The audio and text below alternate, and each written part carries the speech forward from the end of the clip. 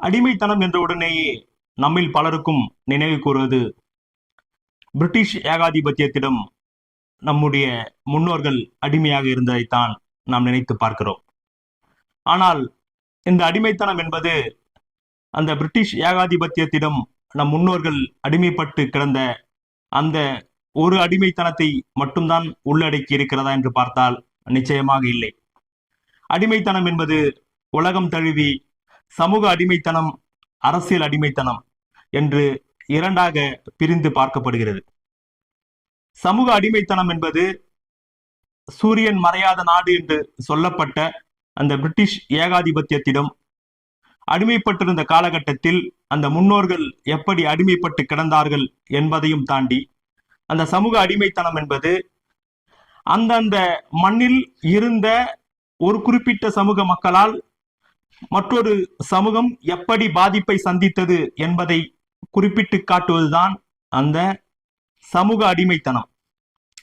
ஏதோ ஒரு வகையில் அந்த மண்ணை சார்ந்த மக்களாலேயே ஒரு குறிப்பிட்ட சில மக்கள் தொடர்ந்து அடிமையாக வைக்கப்பட்டிருந்த அந்த நிலையைத்தான் சமூக அடிமைத்தனம் என்று குறிப்பிடுகின்றோம்.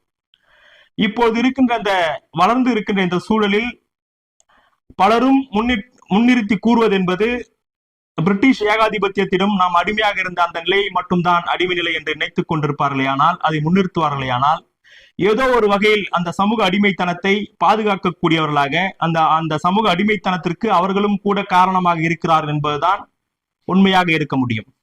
அல்லது இந்த சமூக அடிமைத்தனம் குறித்தான ஒரு விழிப்புணர்வு இல்லாத ஒரு அறியாமை நிலையாக கூட இருக்கலாம்.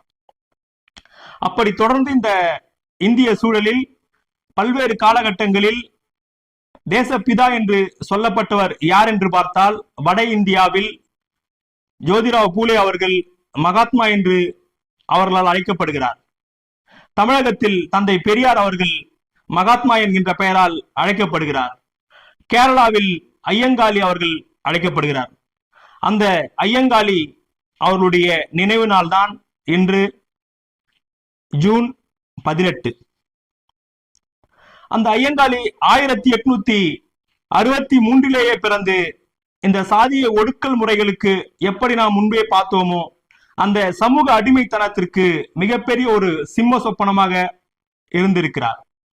அவர் பிறந்து வளர்ந்த அந்த கேரள மண்ணில் நம்பூதிரிகள் என்று சொல்லப்படுகின்ற அந்த கேரள பார்ப்பனர்கள், நம்பூதி பார்ப்பனர்களிடம் அந்த பகுதியில் இருந்த தலித் மக்கள் எப்படியெல்லாம் ஒரு வன்கொடுமைக்கு ஆளாக்கப்பட்டிருக்கிறார்கள், அவர்கள் மேலாடை உடுத்துவதற்கு எப்படி ஒரு கட்டுப்பாடு இருந்திருக்கிறது, ஒரு புது ஆடை அணிவதற்கு அவர்களுக்கு எப்படி ஒரு கட்டுப்பாடு இருந்திருக்கிறது, பெண்களாக இருந்தால் மார்பை மறைப்பதற்கு ஒரு கட்டுப்பாடு, ஆண்களாக இருந்தால் மீசை வைத்துக் கொள்வதற்கும் கட்டுப்பாடு, இப்படியெல்லாம் இந்த உரிமை மறுக்கப்பட்ட சமூகமாக கோவிலில் நுழைவதற்கு ஒரு தடை, பொது குளத்தில் பொது பாதையில் நடப்பதற்கு, பொது குளத்தில் பொது கிணற்றில் நீர் எடுப்பதற்கு தடை, குழந்தைகள் படிப்பதற்கு தடை, விவசாயிகளுக்கான அந்த கூலியை பெறுவதற்கான தடை, இன்று எப்படி எல்லா விதத்திலேயும் அந்த மக்கள் எப்படியெல்லாம் வஞ்சிக்கப்பட்டார்களோ அவை எல்லாவற்றுக்கும் ஒரு மிகப்பெரிய ஒரு கோபக்கனலாக வெடித்து எழுந்தவர் தான் ஐயங்காளி அவர்கள். ஐயங்காளி அவர்கள் வாலிப பிராயத்திலேயே ஒரு தற்காப்பு கலை வல்லுநராக தன்னைத்தானே வடிவமைத்துக் கொண்டு எங்கெல்லாம் இந்த ஜாதிய ஒடுக்கல் முறைகள் பீரிட்டு எழுகிறதோ அங்கேயெல்லாம் அந்த சாதி வெறியர்களுக்கான ஒரு சிம்ம சொப்பனமாக அவர்களை அடித்து நொறுக்கக்கூடிய ஒரு மிகப்பெரிய ஒரு ஆளுமையாக தமிழ் சினிமாவில் வருகின்ற ஒரு கதாபாத்திரத்தை போல ஒரு கதாநாயகனாக போல தன்னை வடிவமைத்திருக்கிறார். அதனுடைய விளைவாக கேரளாவில் இருந்த அந்த மக்களுடைய எல்லாருடைய மனங்களிலும் அவர் ஒரு கதாநாயகனை போல பார்க்கப்பட்டிருக்கிறார். இந்த இந்திய தேசத்தில் தந்தை பெரியாருக்கு முன்பாகவே கூட, அம்பேத்கருக்கு முன்பாகவே கூட இந்த சாதிய ஒடுக்கல் முறைகளுக்கு எதிராக போராட்ட களத்தை கண்டவர் ஐயங்காளி என்று சொன்னால் அதில் ஒன்றும் மிக இல்லை. அப்படி அவர்கள் முன்னெடுத்த போராட்டங்களிலே விவசாயிகளுக்கான அந்த உரிமைகளுக்கான போராட்டம், கூலி இல்லாமல், முறையான கூலி இல்லாமல் அந்த கூலி சுரண்டப்பட்டு அந்த விவசாயிகள் எப்படியெல்லாம் கொடுமைக்கு ஆளாக்கப்பட்டார்கள், மாட்டை கட்டி உழுகின்ற நிலை என்கின்ற நிலையை தாண்டி அந்த நம்பூதிரி பார்ப்பனர்களால், அந்த சாதி வெறியர்களால், சாதியின் பெயரால் ஆதாயம் அடைந்து கொண்டிருக்கின்ற இடைநிலை சமூகத்தினரால் அந்த மாட்டை கட்டி உழுகின்ற நிலை என்பதை தாண்டி எப்படி இந்த தலித் மக்கள் கட்டி உழப்பட்டார்கள், அவர்கள் எப்படியெல்லாம் வன்கொடுமைக்கு ஆளாக்கப்பட்டார்கள் என்பதை காட்டுவதற்காக அதை முடிவுக்கு கொண்டு வருவதற்காக ஐயங்காளி அவர்கள் விவசாயிகளை ஒன்று திரட்டி போராட்டத்தை கண்டிருக்கிறார். ஐயங்காளி அவர்களுடைய வாழ்க்கை வரலாற்றை எழுதுகின்ற போது வில்வண்டி போராட்டம் என்கின்ற ஒரு போராட்டம் மிக முக்கியமான ஒரு போராட்டமாக பார்க்கப்படுகிறது.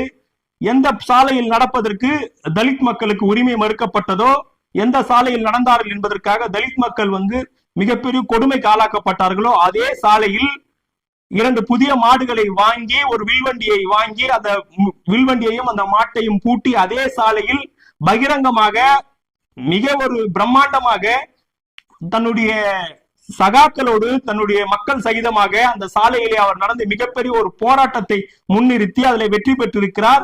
அதே பாதையில் சென்று அவர் திரும்பி வருகின்ற போது அந்த சாதி வெறியர்களாம் அவரை தாக்க முற்படுகின்ற போது அடிப்படையிலே அவர் முன்பே சொன்னதை போல ஒரு தற்காப்பு கலை வல்லுநராக இருந்ததால் அவர்கள் எல்லாம் பின்னங்கால் பிடரி அடிக்க ஓடுகின்ற அளவிற்கு அவர்கள் எல்லாம் தாக்கி விரட்டி அடித்திருக்கிறார். மிகப்பெரிய ஒரு கதாநாயகனாக அவர் முகில் தேர்ந்திருக்கிறார் என்கின்ற போது உள்ளபடியே அவர் அந்த காலகட்டத்திலேயே ஏறத்தாழ 120 ஆண்டுகளுக்கு முன் 130 ஆண்டுகளுக்கு முன்பாகவே ஒரு கதாநாயகனை போல அவர் முகில் தேர்ந்திருக்கிறார் என்கின்ற போது மிகப்பெரிய மகிழ்ச்சியாக இருக்கிறது. அந்த மகத்தான மனிதருடைய நினைவு நாள் இன்று. அம்பேத்கருக்கு முன்பாக, பெரியாருக்கு முன்பாகவே களத்தில் நின்று போராடி இருக்கின்றார். கேரளாவில் வாழ்கின்ற மக்களால் ஒரு கதாநாயகனை போல அந்த மக்களுடைய உரிமை போராட்டத்திற்காக மூடி முழங்கிய ஒரு மகத்தான மனிதராக ஐயங்காளி அவர்களை இந்த மக்கள் பார்க்கிறார்கள். இந்த நாளிலும் கூட அவரை அந்த மக்கள், கேரளத்து மக்கள் நினைவு கூர்ந்து பார்க்கிறார்கள். அங்கே ஒரு புரட்சி கனல் வெடிக்கிறது என்று சொன்னால் அவர்கள் அங்கே ஐயங்காளியை முன்னிறுத்தி ஒரு சூழலை ஏற்கக்கூடிய அளவிற்கு ஒரு கதாநாயகனாக, ஒரு மாற்றத்தினுடைய தலைவனாக ஐயங்காளி அவர்களை பார்க்கிறார். அந்த ஐயங்காளியுடைய நினைவு நாள் இன்று.